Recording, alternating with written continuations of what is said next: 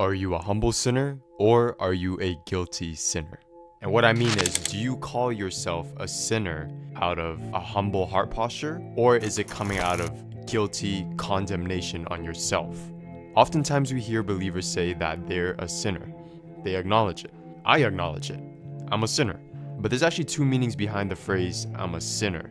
And I want to ask you to reflect on yourself and see, what do I really mean when I say this? You see, I used to call myself a sinner out of pure hatred and guilt for my sins. Not that the guilt was wrong, because that's actually conviction from the Holy Spirit, but there was a lot more shame tied to the guilt rather than anything. Shame that says I am the mistake rather than I made a mistake. Every time I asked the Lord for forgiveness for fornication, for watching pornography and masturbating to it, I found myself going back to it. It was a sanctification process that I didn't know was going on, but I beat myself up for it. I found myself going back to it not because it felt good, but because I felt far away from God.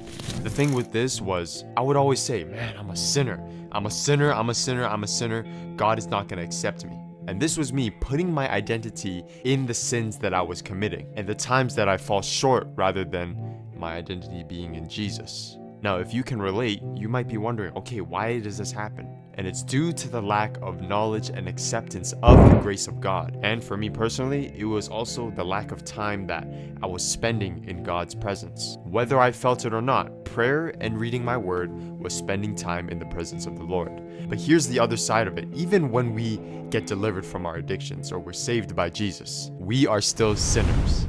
The difference is the heart posture behind why we call ourselves sinners. The thing with following Jesus is, it's not about being sinless in order to follow him, but it's about loving him so much that you sin less. Get it? Now, the one who calls himself a sinner out of a humble heart posture is the one who recognizes that they are actually nothing without the grace of God. They recognize the grace of God, and it's out of appreciation when they say that rather than self-condemnation.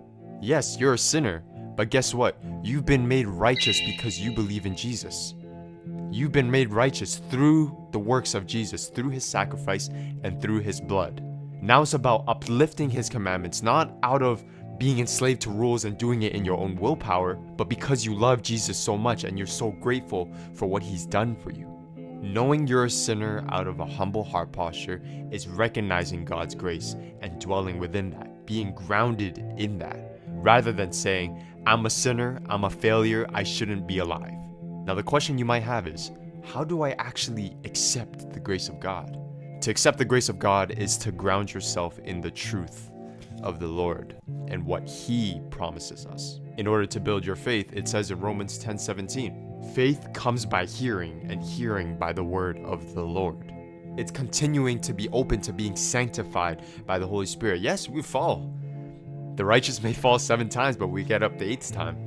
No matter what, we're always going to be sinners. It's the sinner with darkness inside of him that dwells in God's holy light, grace, and love that turns this darkness into light.